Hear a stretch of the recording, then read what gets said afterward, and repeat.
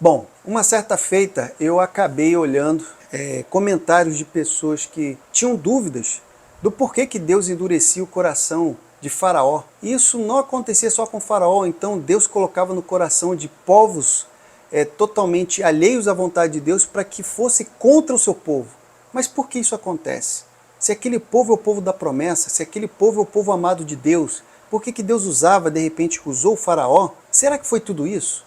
Será que na verdade Deus que estava fazendo com que o povo não fosse liberto, já que a promessa que Deus tinha dado era que o povo fosse sim liberto para o adorar, para o glorificar no deserto? Bom, é esse o tema que nós vamos hoje estudar, e se você gosta de ler a palavra de Deus e entender melhor, esse é o canal Cristocêntrico. Se inscreva no canal, compartilhe nas suas redes sociais e vamos aprender a Bíblia juntos. E vamos evangelizar, porque a palavra de Deus é a nossa ferramenta. Vem comigo.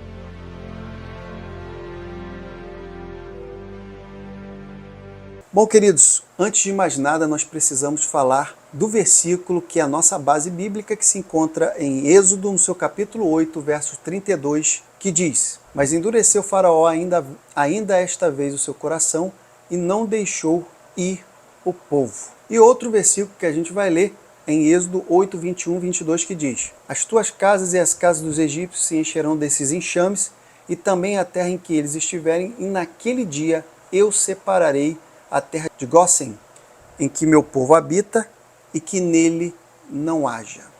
Bom, queridos, nós temos que fazer essa pergunta. Afinal, Deus, ele endureceu o coração de Faraó, e por que ele faria isso? Qual seria o objetivo de Deus? Bom, precisamos entender esse dilema, nós precisamos entender isso de forma clara, nítida, para que a gente possa realmente caminhar. Primeiro ponto que eu quero falar com os amados é sobre Ezequiel capítulo 33, verso 11, que diz: Dize-lhes, vivo eu, diz o Senhor Deus, que não tenho prazer na morte do ímpio, mas que o ímpio se converta do seu mau caminho e viva. Convertei-vos dos vossos caminhos, pois por que razão morrereis, ó casa de Israel? Esse é o primeiro versículo que eu gostaria de trazer aqui, para trazer a alusão de que Deus não tem prazer na morte do ímpio. O Senhor não tem nenhum desejo de que ninguém pereça, que ninguém realmente vá para o caminho da perdição, mas a todos, sem exceção, o desejo de Deus, o anseio de Deus é que todos venham a se salvar, que todos venham a encontrar o caminho de Deus, que todos venham realmente a ter vida e vida com abundância. Mas infelizmente, muitos não querem. Bom, outro ponto que nós podemos falar se encontra em 2 Pedro, no seu capítulo 3, verso 9, que diz: O Senhor não retarda a sua promessa, ainda que alguns a tenham por tardia, mas é longânimo para conosco, não querendo que alguns se percam, senão que todos venham e se arrependam. Bom, eu não sei se você viu, mas tem duas coisas que estão falando aqui muito claras. Primeiro, Deus não retarda a sua promessa. Então, o relógio, o kairos de Deus é o correto. Não tem erro. A promessa de Deus não retarda. E o segundo ponto é, ele não quer que as pessoas venham a se perder, mas que todos venham a se arrepender. Isso não é somente uma falácia, isso é algo real, que pessoas totalmente diferentes na Bíblia falam a mesma coisa, porque sentem a mesma coisa, porque é uma realidade bíblica, é uma realidade que nós temos que entender. Então, se o povo hebreu ele tinha a promessa de que eles seriam libertos, que eles seriam totalmente tirados daquela terra, a escravidão já tinha acabado, então o Senhor estava preparando o melhor momento. Mas o que então aconteceu? Porque o faraó estava sempre resistindo, estava sempre deixando o povo lá em vez de atender a voz de Deus, sendo que Moisés foi o mensageiro de Deus para sempre levar a mensagem de Deus diante do faraó. Por que o faraó não estava aceitando a mensagem de Deus? Bom, nós temos que entender que um endurecimento do coração de faraó em relação a Deus não quer dizer, e não foi, um decreto divino onde Deus foi lá e falou assim, olha, endureça o seu coração. Mas o que aconteceu foi que ele mesmo já tinha sempre resistido, ele estava obstinado em resistir. E você veja que as mensagens que Deus ia dando no início era só de advertência, para ele se arrepender, para que ele não continuasse. Mas o ato de rebeldia de Faraó fez com que a mensagem de Deus mudasse para a mensagem de juízo. E foi aí que começaram pragas, foram aí que começaram os problemas, até culminar na morte dos primogênitos. E com isso, nós vemos que o problema não era Deus que estava dificultando, ou que estava trazendo ali com que o coração do faraó viesse a resistir, mas era o próprio faraó.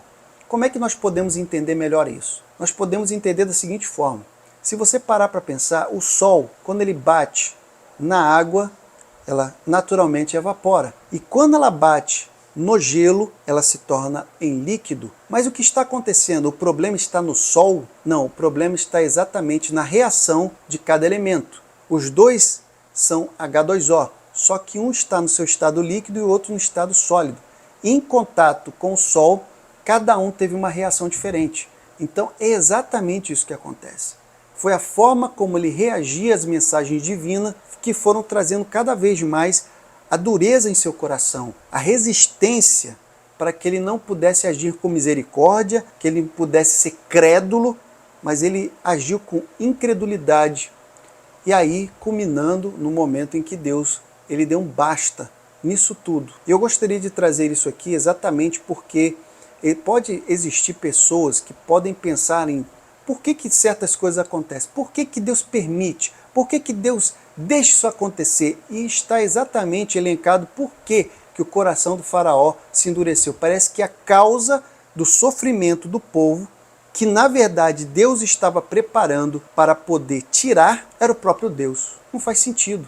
Se Deus queria tirar o seu povo, por que ele ia dificultar a saída? Então, nós precisamos entender que, em primeiro lugar também, Deus estava se comunicando com o povo. E há muito tempo, queridos, nós temos que entender que era um povo escravizado, um povo que não falava com Deus. Então eles tinham que aprender como Deus estava trabalhando, como Deus os amava. E naquele primeiro ponto, é claro que eles estavam totalmente fora.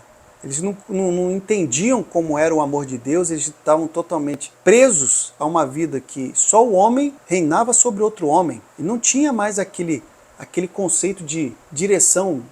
Deus que nos dirige, Deus é que fala conosco, Deus é que reina sobre nós. Eles estavam totalmente diferentes disso. Então, nós temos que entender exatamente o que muitas pessoas às vezes acham, que a promessa de Deus, por que não está acontecendo? Parece que Deus, aí bota exatamente Deus no local da dificuldade de que as promessas venham a se resolver. E não é isso. Se o Senhor dá uma promessa, se Ele entrega uma promessa para você, e se você imagina que a promessa não está chegando, pense, não chegou o tempo. Segundo, você tem que entender se você está pronto para essa promessa. Porque às vezes o tempo de Deus já chegou, mas você não está pronto para receber essa promessa. Então, você que está retardando a promessa de Deus. Então, nós temos que... Tem muitos pontos dos quais nós poderíamos falar, mas esse eu achei importante porque falar sobre o agir de Deus é muito maravilhoso. E como Deus agiu, em especial com o povo hebreu, lá no Egito, foi incrível, porque Deus mostrou seu poder em todos os âmbitos. Ele fez com que todos aqueles que eram mágicos, aqueles que eram feiticeiros, ninguém conseguia bater o que Deus fez. E Deus fez de uma tal maneira que até mesmo o coração mais endurecido, que era o de Faraó, teve que se render. E mesmo que ele tivesse arrependido daquilo que ele tinha feito, que era libertar o povo, Deus não deixou isso para trás. Deus não fez com que o povo regressasse e voltasse para o seu caminho da escravidão. Deus fez com que abrisse o Mar Vermelho, eles passassem, Faraó e o seu exército foram destruídos pela mão potente de Deus.